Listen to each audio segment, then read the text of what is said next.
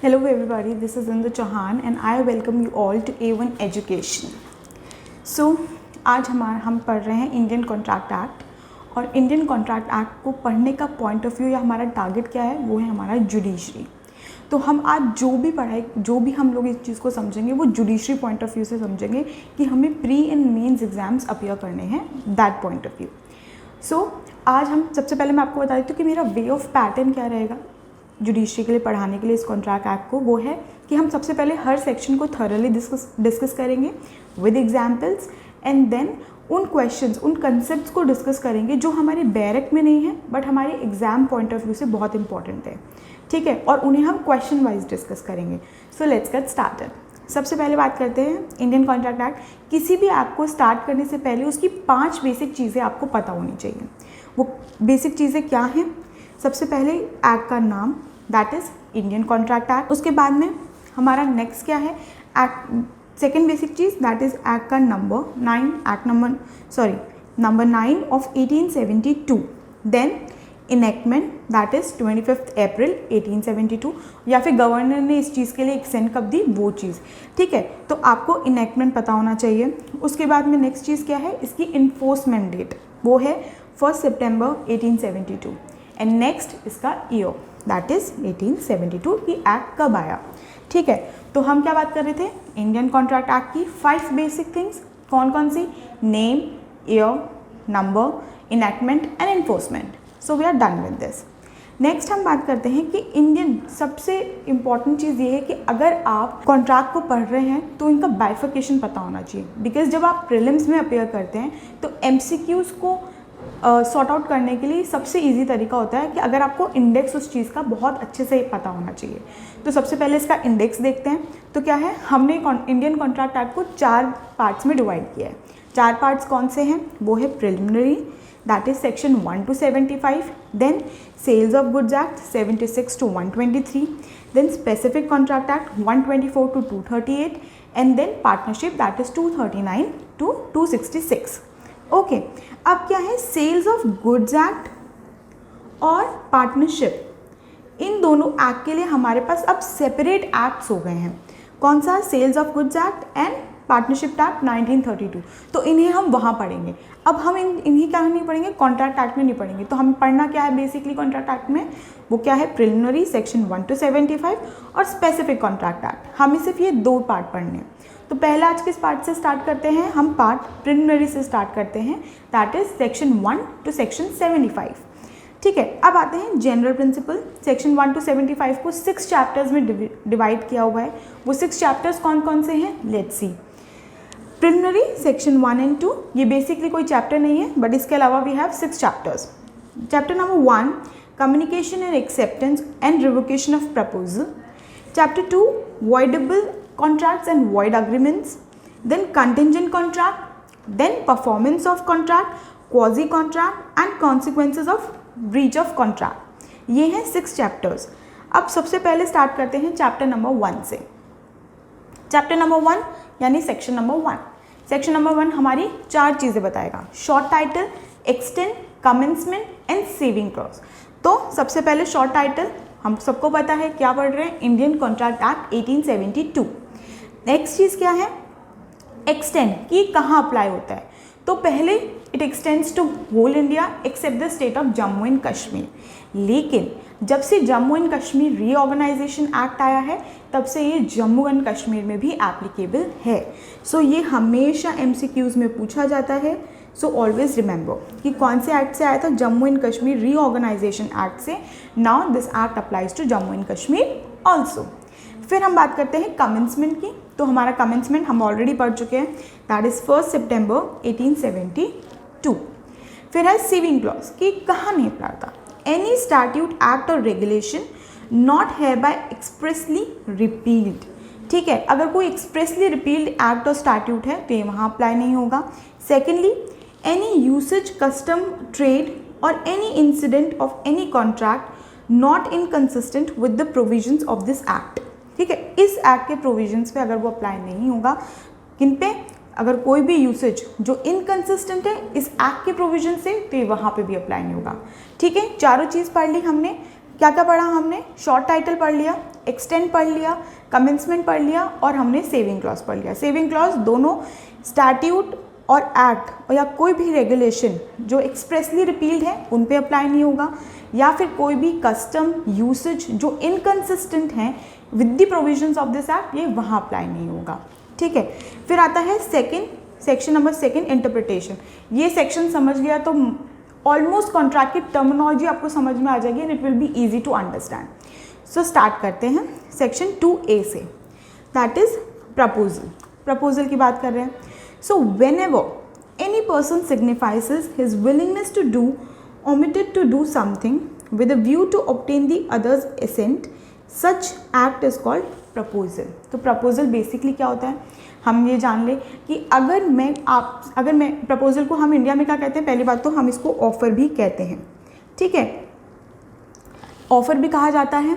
और अगर मैंने आपको कहा कि क्या आप मेरे घर का पेंट कर दोगे, तो ये मैंने क्या दिया, मैंने अपनी विलिंगनेस बताई, किसी एक्ट के थ्रू आपको ये प्रपोजल दिया, विल यू डू दैट और नॉट। तो ये क्या हुआ हमारे लिए, मैंने आपको क्या दिया, प्रपोजल, तो इसे हम क्या कहेंगे, प्रपोजल।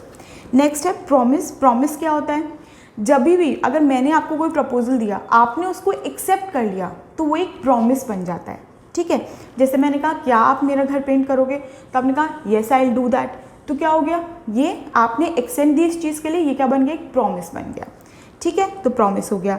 अब हम बात करते हैं प्रॉमिसर कौन है। प्रॉमिसर कौन है, जिसने आपको प्रपोजल दिया वो प्रॉमिसर, और जिसने प्रपोजल को एक्सेप्ट किया वो प्रॉमिसी। दोनों चीज़ें समझ में आ गई। अब हम बात करते हैं 2D की, दैट इज कंसिडरेशन। ओके, तो कंसिडरेशन क्या है, सबसे पहले कंसिडरेशन क्या होता है, मेन मतलब देखते हैं कि आप मेरे घर में, या फिर अपन किसी का भी काम कोई फ्री में नहीं करता है, हम कोई अमाउंट चार्ज करते हैं। ठीक है, मैंने आपको बोला पेंट करोगे, तो आप फ्री में नहीं करेंगे, you will charge some amount, definitely you will charge some amount. तो उस अमाउंट को क्या कहते हैं, हम कंसिडरेशन कहते हैं। ठीक है, पहले रीड आउट कर लेते हैं कि क्या है ये चीज़, that it is the price for promise, it is the return one gets for his act और omission at the desire of the promise or other person has done or abstain from doing, does or abstain, promises to do or abstain from doing anything, then such act or abstinence is called consideration। ठीक है, basically अगर आप किसी को कोई भी amount देते हो कोई काम पास का करने में, या प्रेजेंटली या फ्यूचर में, तो उस एक्ट और एब्सटिनेंस को हम क्या कहेंगे, वो हमारा कंसिडरेशन होता है। जनरल भाषा में बात करें हम तो मतलब कोई भी अमाउंट किसी भी काम को करने के लिए, किसी भी कॉन्ट्रैक्ट को कंप्लीट करने के लिए, उसे हम कंसिडरेशन कहते हैं। ठीक है, अग्रीमेंट। सो अग्रीमेंट क्या होता है, जब भी कोई सेट ऑफ प्रोमिसेस और एक्सेप्टेंस के साथ क्या होता है, सॉरी वापस से कट करना, वापस से बोल रही हूँ।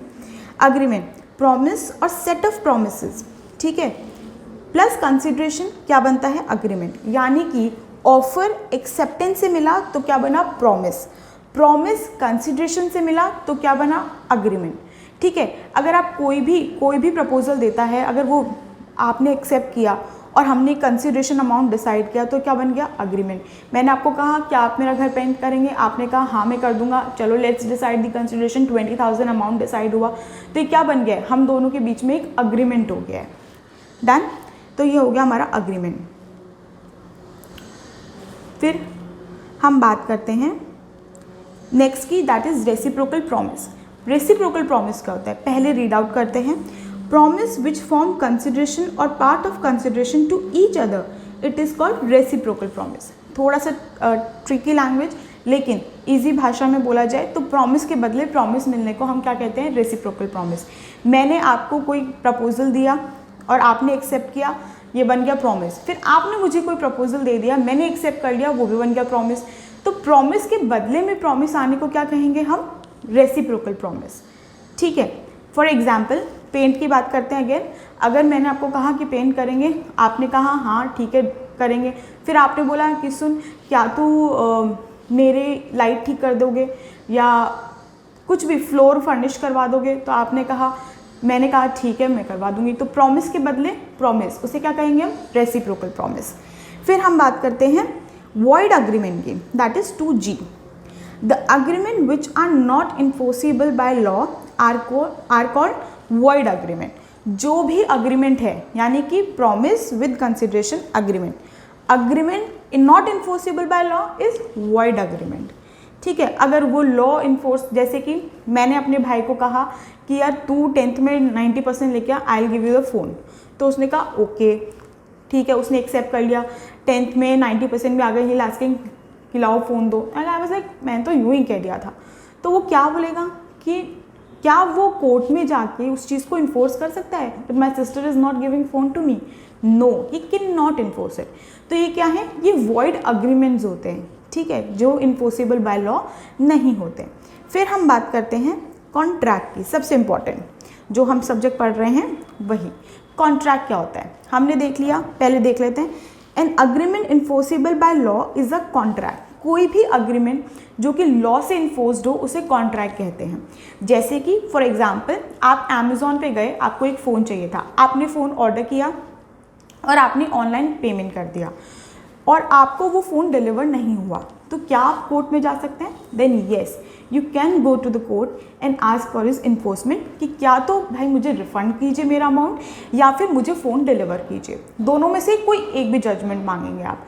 तो येस, आपने क्या किया, उसको जाके इन्फोर्स करवा सकते हैं। तो ये क्या था, आप लोगों के बीच में एक कॉन्ट्रैक्ट था, ठीक है। तो वहाँ कॉन्ट्रैक्ट क्या है, agreement enforceable by law are contract. With example clear, ठीक है। अब हम बात करते हैं वॉइड कॉन्ट्रैक्ट्स कौन से होते हैं, ठीक है। When the contract ceases to be enforceable by law, मतलब क्या है कि अगर पहले तो वो इन्फोर्सेबल था, ठीक है, लेकिन लॉ के थ्रू वो अब अनइन्फोर्सेबल हो गया है, तो और कैन नॉट बी इन्फोर्स्ड, अब आप उसको इन्फोर्स नहीं करवा सकते, तो उन्हें क्या कहेंगे हम, वॉइड कॉन्ट्रैक्ट। एग्जाम्पल क्या है, पॉलीथीन बैन। जैसे कि पॉलीथीन की कंपनी है और एक कॉन्ट्रैक्टर है जिसने उससे बोला कि इतने पॉलीथीन्स का ऑर्डर दिया, उसने कहा ओके डन, कॉन्ट्रैक्ट हो गया, सब डन। कल को गवर्नमेंट की पॉलिसीज़ है, पॉलीथीन्स आर बैन, तो ये गवर्नमेंट की पॉलिसीज़ है, आप कुछ नहीं कर सकते ना इसमें, दोनों ही पार्टीज इसमें कुछ भी नहीं कर सकती। जहाँ ये दोनों पार्टीज कुछ भी नहीं करते और पहले इन्फोर्सेबल था लेकिन अब वो सीज कर चुका है इन्फोर्सेबल होने के लिए, तो अब क्या हो गया है, वो वॉइड कॉन्ट्रैक्ट हो गया है, ठीक है। फिर हम बात करते हैं वॉइडेबल कॉन्ट्रैक्ट्स की, कि वॉइडेबल कॉन्ट्रैक्ट क्या है। When an agreement enforceable at the option of one party but not at the option of other party, such contracts are voidable. जहाँ पे भी कोई कॉन्ट्रैक्ट है वो वन पार्टी यानी एक पार्टी के लिए तो इन्फोर्सेबल है और एक पार्टी के लिए अनइन्फोर्सेबल है, जहाँ ये होता है वहाँ क्या होता है, वो वॉइडेबल अग्रीमेंट्स वॉइडेबल कॉन्ट्रैक्ट्स होते हैं, ठीक है। अब एक इंपॉर्टेंट चीज़, ये बहुत बार एमसीक्यूज में आया हुआ है कि इल्लीगल अग्रीमेंट क्या होता है। Those agreements which are against law, such agreements are illegal. वो वॉइड अग्रीमेंट्स क्या होते हैं, अनइन्फोर्सेबल बाय लॉ, लेकिन अगर वो अगेंस्ट लॉ हैं तो उन्हें हम क्या कहेंगे, इल्लीगल अग्रीमेंट्स। ये एक डायग्राम के थ्रू एक स्टेटमेंट है that all void agreements are not illegal but all illegal agreements are void, ठीक है। तो सारे वॉइड अग्रीमेंट्स ज़रूरी नहीं हैं इल्लीगल हो, लेकिन हर illegal agreement for definitely and for sure void agreement होगा ही होगा, ठीक है। तो दिस इज़ डन। तो डेफिनेशन क्लॉज हम लोगों ने कर लिया है, हमने सारे डेफिनेशंस को डिस्कस कर लिया है। I hope it's all clear to you. और इन डेफिनेशंस को एक रिमेंबर करने की एक ट्रिक है, वो मैं आपको ट्रिक बता देती हूँ, ठीक है। तो ये है trick to remember, okay, that is car 3P, car, VC means video call, 2VV, ठीक है। 3P यानी proposal, promise, proposer and promising, ये हो गए हमारे 3P। तो आपको ये याद रहेगा कि 2A में क्या डिफाइन है, 2B में क्या डिफाइन है, if you remember this trick. C for consideration, A for agreement, R for reciprocal promise, V for void agreement, C for contract, V for void contract and V for voidable contracts. तो ये एक trick to remember है, you can easily remember out. So this is done for the definition clause, that is the interpretation clause. Now we can go further. अब हम आगे की बात करते हैं, that is what is the difference between agreement and contract. ये questions mains में आता है, that is why I am discussing it over. अगर आपको डेफिनेशन क्लियर है then there is no issue, you can easily understand. I am just gonna read it out. Agreement meaning क्या है, agreement is made when proposal by one party is accepted by the another lawful with lawful consideration. तो क्या है ये, agreement है। Contract, a contract made when an agreement becomes enforceable by law. Contract कब होता है, जब एक अग्रीमेंट इन्फोर्सिबल बाय लॉ होता है तो कॉन्ट्रैक्ट हो गया, done.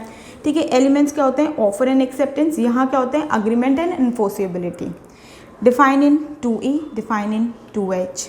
Then in writing it's not necessary, agreement writing में हो ये ज़रूरी नहीं, पर कॉन्ट्रैक्ट राइटिंग में और रजिस्टर्ड दोनों होने चाहिए।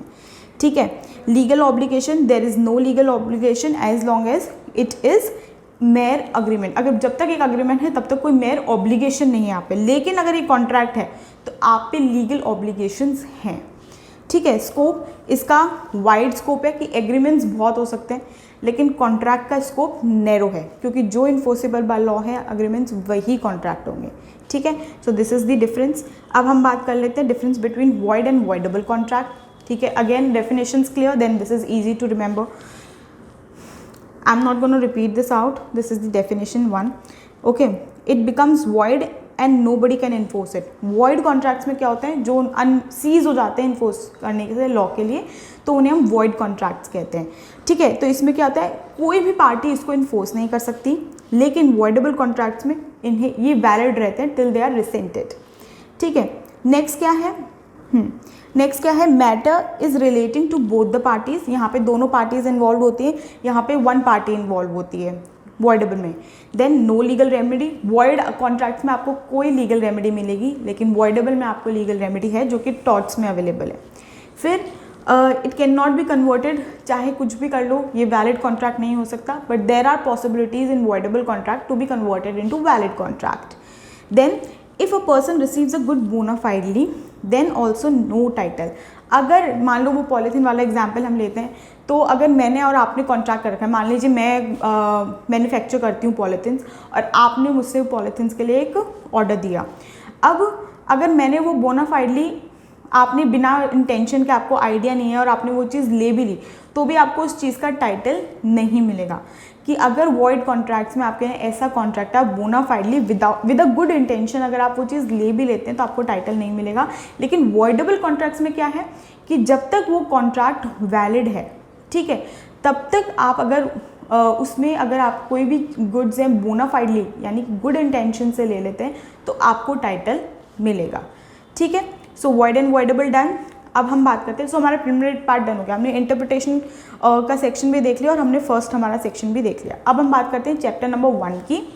तो क्या है, communication, acceptance and revocation of proposal, section number 3 to 9। ठीक है, अब इनके titles please remember them because they will help you out in MCQs। तो सेक्शन नंबर 3 बात क्या करता है हमारा, communication of proposal, acceptance of proposal and revocation of proposal कैसे होता है। तो हम इनको देख लेते हैं। नंबर 1, कम्युनिकेशन ऑफ प्रपोजल कैसे होता है, when it is made by act और omissions by the party proposing. यानी कि अगर मैं आपको प्रपोजल दे रही हूँ तो मेरा कोई भी एक्ट और ओमिशन, अगर मैं प्रपोजल दे रही हूँ तो मेरे एक्ट और ओमिशन से क्या हो रहा है, एक प्रपोजल मिल रहा है, तो कम्युनिकेट कर रही हूँ मैं प्रपोजल। तो यहाँ पे क्या होता है, इसी का कहेंगे कम्युनिकेशन ऑफ प्रपोजल। एक्सेप्टेंस की बात करें, it is made by act और ओमिशन, जो एक्सेप्ट करेगा, यानी कि मान लीजिए आप एक्सेप्ट कर रहे हैं, मैंने आपको प्रपोजल दिया, आप एक्सेप्ट कर रहे हैं, तो आपका कोई एक्ट और ओमिशन, तो उससे क्या होगा हमारा एक्सेप्टेंस ऑफ प्रपोजल। रिवोकेशन यानी जो भी पार्टी, इधर इट बी मी और यू, अगर हम में से कोई भी रिवोक कर रहा है अग्रीमेंट या कॉन्ट्रैक्ट को, तो हमारा एक्ट और ओमिशन, उससे क्या होता है रिवोकेशन ऑफ प्रपोजल। ठीक है, सेक्शन नंबर 4 देखते हैं, कम्युनिकेशन व्हेन कंप्लीट। कम्युनिकेशन कब कंप्लीट होता है, तो कम्युनिकेशन ऑफ प्रपोजल कब होगा, पहले एक करके देखेंगे। कम्युनिकेशन ऑफ प्रपोजल देखना है, कम्युनिकेशन ऑफ एक्सेप्टेंस देखना है एंड कम्युनिकेशन ऑफ रिवोकेशन देखना है। ठीक है, तो हमारा कम्युनिकेशन ऑफ प्रपोजल कैसे होगा, पहले रीड आउट कर लेते हैं। The communication of a proposal is complete when it comes to the knowledge of a person to whom it is made. Means अगर मैंने आपको प्रपोजल दिया, ठीक है, तो कम्युनिकेशन कब होगा, जब आपको वो प्रपोजल, आपकी नॉलेज में वो प्रपोजल आ जाएगा। ठीक है, तो अगर सबसे इंपॉर्टेंट बात होती है कि जो भी यहाँ पे लैंग्वेज होंगी ना, 1872 में एक्ट बना था, तो वहाँ पे क्या होता था, लेटर्स के थ्रू, पोस्ट के थ्रू आप क्या करते थे, किसी से कॉन्ट्रैक्ट करते थे। तो यहाँ पे क्या होता है कि कम्युनिकेशन कब कंप्लीट होगा प्रपोजल का, मैंने प्रपोजल दिया, अगर वो किसको दिया, आपको, आपकी नॉलेज में जैसे ही आएगा, यानी कि यहाँ पे प्रपोजल का कम्युनिकेशन क्या हुआ, कंप्लीट हुआ। ठीक है, एग्जाम्पल, ए ने बी को सेल ऑफ हाउस किया by letter, it completes when B receives the letter. जब बी को लेटर मिल जाएगा तब कम्युनिकेशन कंप्लीट हुआ, किसका, प्रपोजल का। अब हम बात करते हैं कम्युनिकेशन ऑफ एक्सेप्टेंस कब कंप्लीट होता है। ठीक है, इट कंप्लीट सबसे पहला प्रपोजल के लिए, यानी मेरे लिए एक्सेप्टेंस, मैं प्रपोजर हूँ, आप प्रॉमिसी हैं। ठीक है, ये चीज़ हमेशा याद रखना, मैं प्रपोजर हूँ, when I am explaining to you, I am the proposer, you are the promisee. तो मेरे लिए एक्सेप्टेंस कब कंप्लीट होगी, पहले रीड आउट करते हैं। When it is put in a course of transmission to him so at to be out of the power of the acceptor. Acceptor कौन है, आप हैं। ठीक है, तो क्या हुआ, जैसे ही लेटर्स की बात करेंगे, पोस्ट की बात करेंगे, मान लो मैंने आपको लेटर के थ्रू क्या भेजा, प्रपोजल भेजा, आपने लेटर के थ्रू उसको क्या किया, एक्सेप्ट किया। The moment you post that letter, ठीक है, मेरे लिए एक्सेप्टेंस कंप्लीट हो जाएगी, बिकॉज क्या है, वो आपकी पावर से हट चुका है, आपने उसको कोर्स ऑफ ट्रांसमिशन में पुट कर दिया है। तो the moment letter is post, मेरे लिए कम्युनिकेशन कंप्लीट। मैं कौन हूँ, प्रपोजर। आपके लिए, यानी आप कौन है, एक्सेप्टर, प्रॉमिसी, आपके लिए कब कंप्लीट होगा, when it comes to the knowledge of proposer, यानी कि वो जब लेटर मैं रिसीव कर लेती हूँ, आपने पोस्ट किया, मैंने रिसीव किया, the moment I receive the letter, आपके लिए जो एक्सेप्टेंस है प्रपोजल की, वो क्या हो गई, complete. With an example, let's see, B accepts as proposal by a letter. B ने क्या किया, letter accept, through letter B का प्रपोजल, ए का प्रपोजल एक्सेप्ट किया। तो ए के लिए कब कंप्लीट होगा, when the letter is posted by, is posted. ठीक है, अगर लेटर जैसे पोस्ट होता है वैसे। बी के लिए कब होगा, when letter is received by A. ठीक है, अब हम बात करते हैं, एक्सेप्टेंस क्लियर हो गया, प्रपोजल के लिए कब कंप्लीट होगा, और आप यानी एक्सेप्टर के लिए कब कंप्लीट होगा। कम्युनिकेशन ऑफ रिवोकेशन कब मैं प्रपोजर हूँ, मैं एग्जांपल देके बताती हूँ। मान लो मैंने रिवोक किया है, मैंने कॉन्ट्रैक्ट रिवोक किया है। अब मैं कैसे रिवोक, आपको कैसे बताऊंगी कि मैं कॉन्ट्रैक्ट रिवोक कर रही हूँ, मैंने एक लेटर पोस्ट किया, द मोमेंट मैंने वो लेटर पोस्ट किया ना, मेरे लिए वहाँ पे रिवोकेशन हो गया, मैंने वो कॉन्ट्रैक्ट रिवोक कर दिया। ठीक है, आपके लिए रिवोकेशन कब कंप्लीट होगा, जब आपके पास वो लेटर पहुँच जाएगा, तब आपके लिए रिवोकेशन कंप्लीट होगा। क्लियर, एग्जाम्पल के थ्रू समझते हैं कि जैसे मैंने आपको कुछ गुड्स के लिए ऑर्डर दिया था, अब मैंने पहले ऑर्डर दिया, आपकी एक्सेप्टेंस आ गई, now I have to revoke it. तो मैं वो पोस्ट करूँगी लेटर कि यार I don't want this contract and I post that. जैसे ही मैंने वो लेटर पोस्ट किया आपको, तो मेरे लिए क्या हो गया, रिवोकेशन कंप्लीट। आपके लिए कब कंप्लीट होगा, जब वो लेटर रिवोकेशन का आपके पास पहुँच जाएगा, तो आपके लिए रिवोकेशन का क्या होगा, कम्युनिकेशन कंप्लीट हो गया। This is it. ठीक है, example, B revokes as proposal by a telegram. ठीक है, तो टेलीग्राम से रिवोक किया उन्होंने। ए के लिए कब कंप्लीट होगा, the moment Telegram is dispatched, यानी ए कौन है, जिसने प्रपोजल दिया था। बी के लिए कब होगा, व्हेन बी रिसीव्स इट, जब बी रिसीव कर लेगा उसके लिए रिवोकेशन कंप्लीट, डन। अब हम बात करते हैं सेक्शन नंबर 4 की, that is revocation of proposal and acceptance. कैसे होगा, तो रिवोकेशन, सबसे पहले रिवोकेशन ऑफ प्रपोजल देखते हैं कि प्रपोजल कैसे रिवोक किया जाता है। That is eight any time before the communication of its acceptance. Communication की एक्सेप्टेंस कंप्लीट होने से पहले, हमने देख लिया कम्युनिकेशन ऑफ एक्सेप्टेंस कब कंप्लीट होता है, प्रपोजल के लिए भी देखा था, एक्सेप्टर के लिए भी देखा था सेक्शन नंबर 4 में। ठीक है, तो जैसे ही कम्युनिकेशन ऑफ एक्सेप्टेंस कंप्लीट होता है, उससे पहले आपको रिवोक कर सकते हो आप प्रपोजल। ठीक है, मेरे लिए कम्युनिकेशन कब कंप्लीट होता है, ठीक है, द मोमेंट मैंने आपको वो ऑर्डर मैंने आपको दिया, आप एक्सेप्ट करते हो, उससे पहले, यानी कि मेरे लिए कब कंप्लीट होगा, जब वो आपको लेटर मिलता है। ठीक है, एक सेकेंड, लेट्स वापस से स्टार्ट कर रही हूँ section number 4। Section number 4, revocation of proposal and acceptance. Revocation of proposal सबसे पहले देखते हैं, रिवोकेशन ऑफ प्रपोजल क्या होता है। It can be revoked at any time before the communication of its acceptance is complete as against the proposer, but not afterwards. Proposer के लिए accept जो कम्युनिकेशन ऑफ एक्सेप्टेंस है वो कंप्लीट हो, इससे पहले ही हमें क्या करना है, हम रिवोक कर सकते हैं। ठीक है, प्रपोजल कब रिवोक किया जाएगा, प्रपोजर के लिए कम्युनिकेशन ऑफ एक्सेप्टेंस कंप्लीट हो उससे पहले। कम्युनिकेशन ऑफ एक्सेप्टेंस कब कंप्लीट होती है वो हम सेक्शन नंबर 4 में देख चुके हैं। एक एग्जाम्पल देखते हैं। ए ने बी को एक सेल किया बाय अ लेटर, एक लेटर के थ्रू सेल का अग्रीमेंट किया। बी ने एक्सेप्ट किया बाय पोस्टिंग अ लेटर, उसने लेटर पोस्ट किया, एक्सेप्ट किया लेटर पोस्ट करके। तो ए कब रिवोक कर सकता है, before B post the letter, जिससे पहले बी लेटर पोस्ट करे उससे पहले उसे क्या करना है, वो प्रपोजल रिवोक कर सकता है। एग्जाम्पल क्लियर हो गया। तो हमने जान लिया रिवोकेशन ऑफ प्रपोजल क्या होता है। फिर आता है रिवोकेशन ऑफ एक्सेप्टेंस क्या होता है। At any time before the communication of the acceptance is complete as against the acceptor but not afterwards. मतलब कि कब कंप्लीट होगा, बिफोर कम्युनिकेशन ऑफ एक्सेप्टेंस, लेकिन किससे पहले, एक्सेप्टर की, यानी कि आपके लिए जब कम्युनिकेशन कंप्लीट होगा उससे पहले रिवोकेशन किया जा सकता है। एग्जाम्पल, सेम एग्जाम्पल है, ए ने बी को सेल के लिए बाय लेटर प्रपोजल किया, तो बी कब रिवोक कर सकता है, before the letter reach to A. यानी कि एक्सेप्टेंस, जब आप एक्सेप्ट करते हो लेटर को, जब आप एक्सेप्टेंस देते हो प्रपोजल के लिए, तो वो लेटर मेरे पास आए, जिससे पहले लेटर मेरे पास आए उससे पहले आप उसको क्या कर सकते हो, रिवोक कर सकते हो। रिवोकेशन ऑफ एक्सेप्टेंस क्लियर हो गई। ठीक है, कब क्लियर दिस इज क्लियर, हमने रिवोकेशन ऑफ प्रपोजल भी देख लिया, रिवोकेशन ऑफ एक्सेप्टेंस भी देख लिया। अब हम बात करते हैं सेक्शन नंबर 5 की, रिवोकेशन कैसे होता है। रिवोकेशन इज हाउ मेड, आप किन किन तरीके से रिवोकेशन कर सकते हो। इसको एक ट्रिक टू रिमेंबर है, वो क्या है, न्यू LCD इन इंडिया। ठीक है, new means notice is given, आप नोटिस के थ्रू रिवोक कर सकते हो।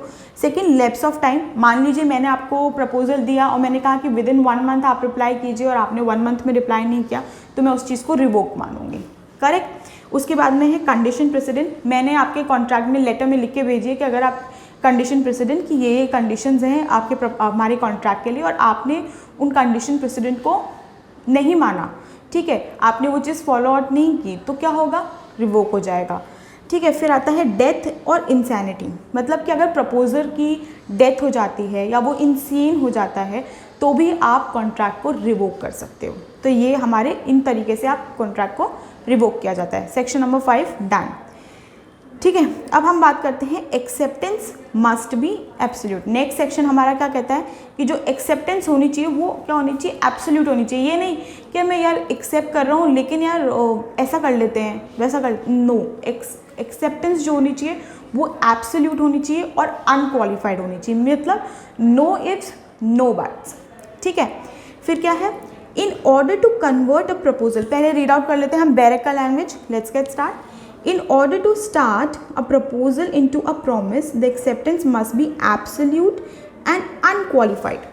ठीक है, absolute और unqualified होनी चाहिए। फिर be expressed in some usual and reasonable manner, और acceptance अगर आपको कोई पर्टिकुलर मैनर प्रिस्क्राइब नहीं किया है कि आप एक्सेप्टेंस इसी वे में करो, तो एक नॉर्मल, यूजुअल और रीजनेबल मैनर में आप एक्सेप्टेंस दे सकते हो।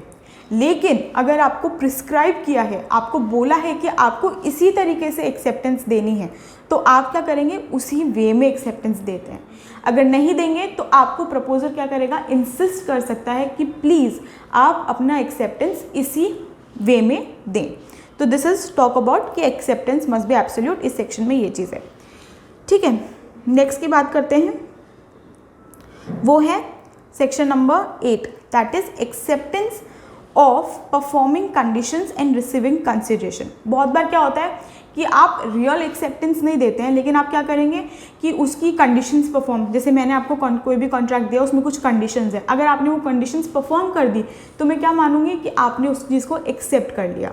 या फिर मैंने कोई उसी प्रपोजल के लिए साथ आपको एडवांस दिया या कोई भी कंसिडरेशन दिया और आपने वो कंसिडरेशन एक्सेप्ट कर लिया, तो मैं क्या मानूंगी कि आपने कॉन्ट्रैक्ट को क्या किया, एक्सेप्टेंस दी है, प्रपोजल को क्या दिया है, एक्सेप्टेंस दिया है। ठीक है, so this is section number 8। Section number 9 क्या कहता है, that is promise express and implied. जो प्रॉमिस होता है वो एक्सप्रेस भी हो सकता है और इम्प्लाइड भी हो सकता है। बेसिक मतलब अगर वर्ड्स में लिखा हुआ है तो वो एक्सप्रेस्ड है, वर्ड्स के अलावा आपने कोई अदर मैनर यूज़ किया है तो उसे हम इम्प्लाइड कॉन्ट्रैक्ट कहते हैं। ठीक है, दिस इज़ डन। अब हम बात कर रहे हैं हमारे कुछ क्वेश्चंस की। ये क्वेश्चंस इंपॉर्टेंट है, बहुत बार आपके जुडिशियल सर्विसेज में पूछे गए हैं, तो एक एक करके डिस्कस करते हैं। Whether intention is required for contract, intention require है कि नहीं है कॉन्ट्रैक्ट में। अब हम प्रपोजल की बात करें तो हमने प्रपोजल में क्या पढ़ा था, विलिंगनेस पढ़ा था। ठीक है, तो विलिंगनेस यानी कि हमारे इंडियन, अब देखो इन क्वेश्चंस में आपको इंडियन लॉ और इंग्लिश लॉ दोनों देखते हुए साथ के साथ चलना पड़ेगा। ठीक है, क्योंकि बहुत सारी जगह हमने इंग्लिश लॉ से हमारे इंडियन लॉ में इम्प्रूवमेंट्स लिए हैं। तो सबसे पहले देखते हैं इंडियन लॉ। क्या इंडियन लॉ में इंटेंशन की बात की गई है? तो नहीं, इंडियन लॉ में विलिंगनेस की बात की गई है, इंटेंशन की बात नहीं की गई है। अब इंटेंशन को जानने के लिए कि कॉन्ट्रैक्ट में इंटेंशन रिक्वायर होता नहीं, हम इंग्लिश लॉ देखते हैं। तो इंग्लिश लॉ में क्या होता है, कॉन्ट्रैक्ट दो तरीके के होते हैं। सबसे पहले कौन से, that is social, family, social and moral contracts and commercial contracts. तो सोशल मॉरल क्या होते हैं, जैसे किसी के साथ बेट लगाना या किसी के साथ यूं ही चलते चलते ही आपने कुछ बोल दिया और वो ठीक है अग्रीमेंट हो गया। तो इन चीज़ों में क्या होता है, फैमिली यानी मैरिज हो गई, या ये जो कॉन्ट्रैक्ट्स होते हैं इनमें क्या होता है, इनमें प्रॉपर इंटेंशन नहीं होता। आप कोई चीज़ सोच के नहीं करते कि यार मुझे इस चीज़ से इससे कॉन्ट्रैक्ट करना ही करना है। तो वहाँ पे क्या होता है, कोई भी इंटेंशन रिक्वायर्ड नहीं होता है। किसमें, फैमिली, सोशल और मॉरल कॉन्ट्रैक्ट्स। लेकिन कमर्शियल कॉन्ट्रैक्ट्स, जब आप किसी चीज़ से आपकी अर्निंग लेते हैं तो उन्हें कमर्शियल कॉन्ट्रैक्ट्स कहा जाता है, और उसमें आपका वे ऑफ इंटेंशन होता है कॉन्ट्रैक्ट करने का, तो वहाँ इंटेंशन रिक्वायर्ड होता है। ठीक है, उसके बाद में इंग्लिश के दो केसेस हैं इंग्लिश लॉ के, that is Balfour versus Balfour and Rose and Frank versus J R. Crompton.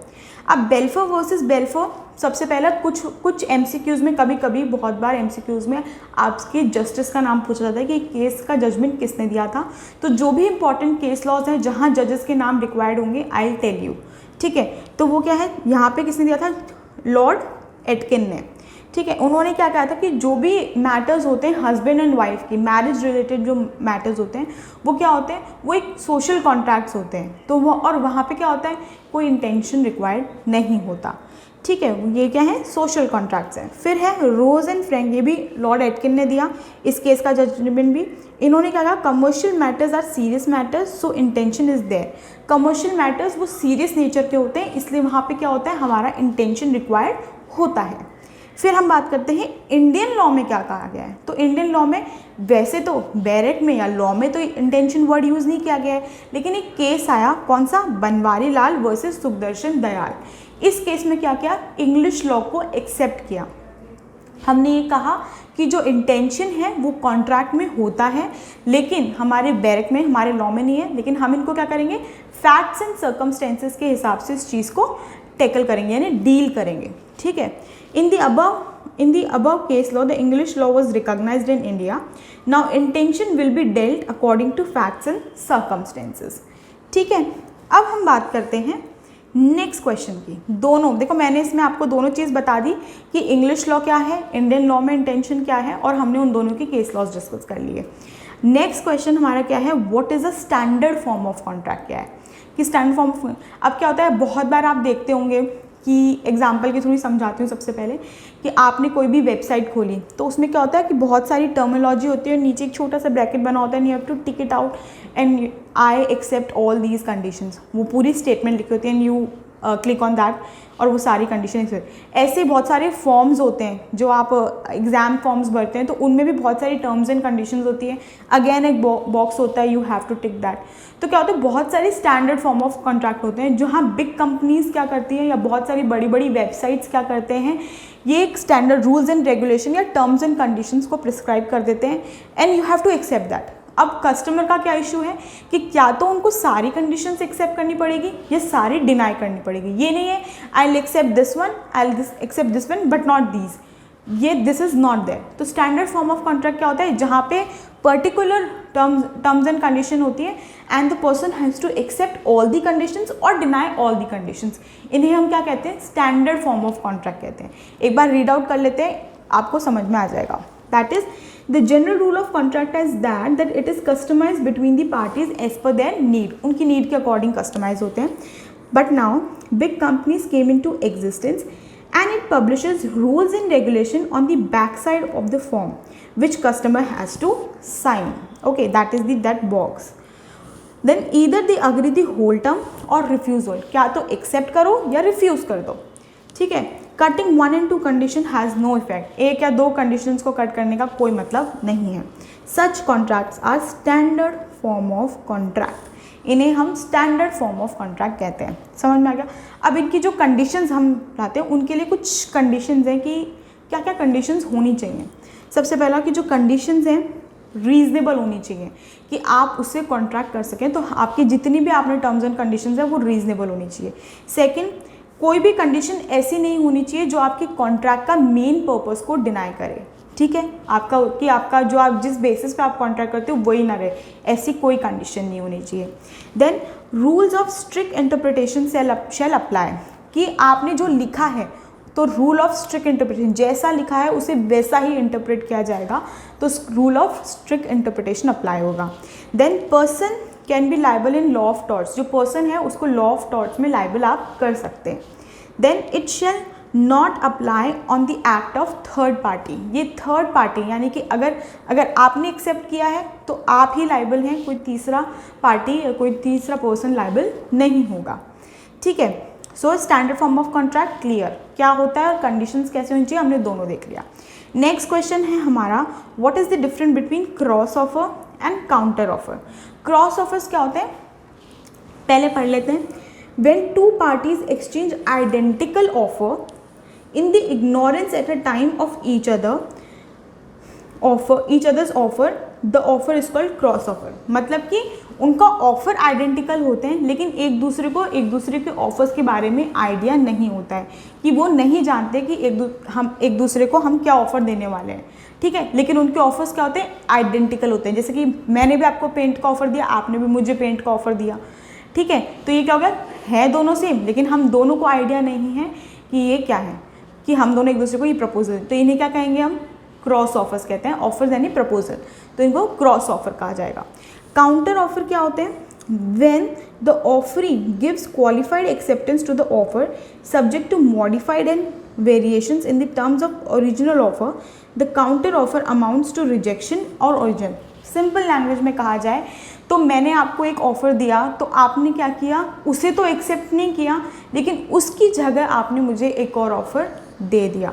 या फिर मान लो जो मैंने कहा उसको ना मानते हुए उसे तो आपने रिजेक्ट कर दिया उस ऑफ़र को, उसके बदले आपने दूसरा ऑफ़र दे दिया. ठीक है, उसे हम क्या कहेंगे काउंटर ऑफ़र. तो ये हमारा क्लियर हो गया. ठीक है, legal effect of counter offer, ये कुछ वर्ड्स हैं, ये आप you can read it out for your knowledge.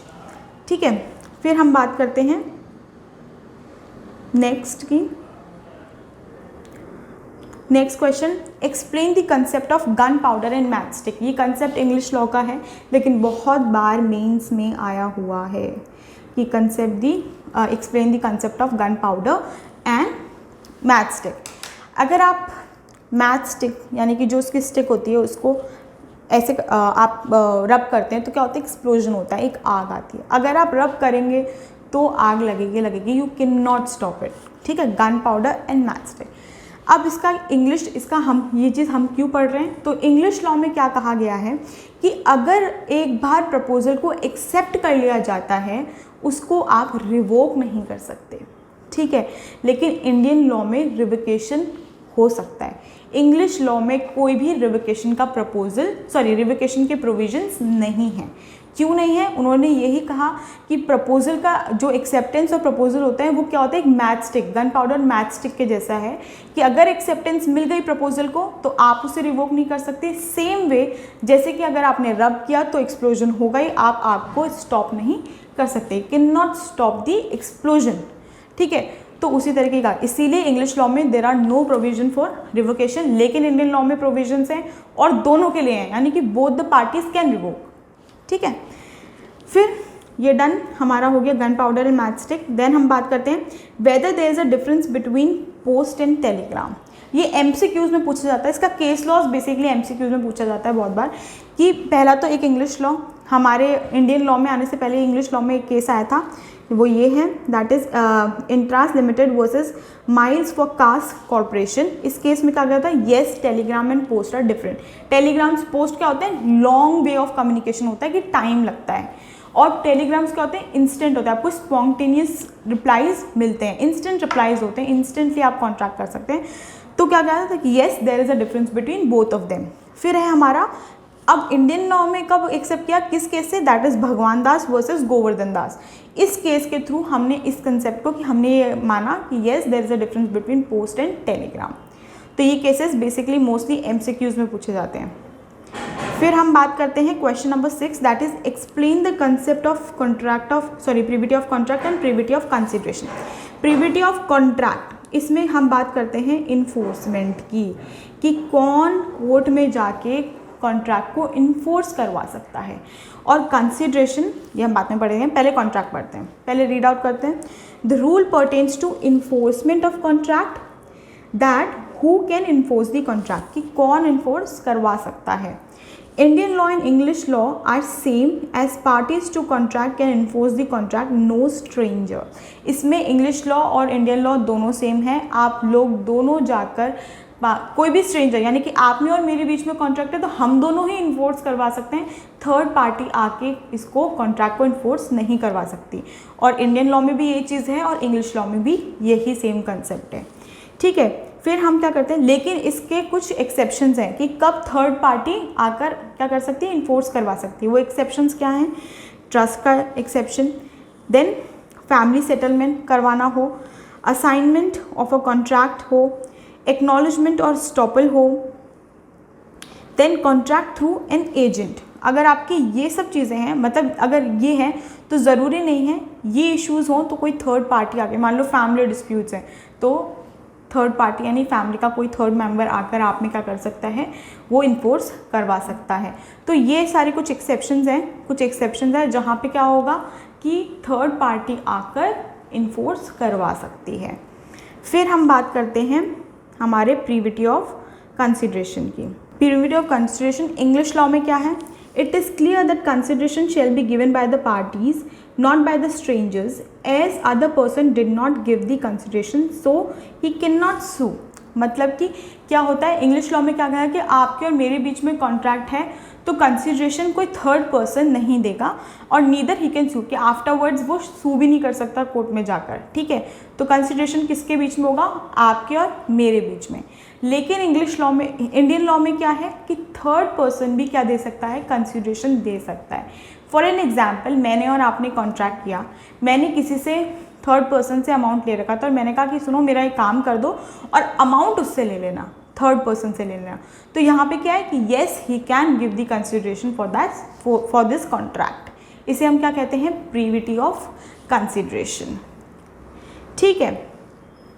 So this is done. Privity of contract और प्रीविटी ऑफ कंसिडरेशन देख लिया। प्रीविटी ऑफ कॉन्ट्रैक्ट क्या होता है, उसके कुछ 6 एक्सेप्शंस है वो हमने देख लिए, ट्रस्ट, फैमिली सेटलमेंट, मतलब जो भी हमने पार्ट्स देखे वो हमने। प्रीविटी ऑफ कंसिडरेशन भी देख लिया, इंडियन और इंग्लिश लॉ में क्या है।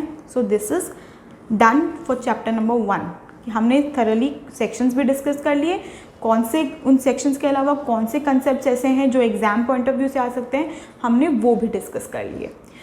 सो done for chapter number 1। Bye bye, take care.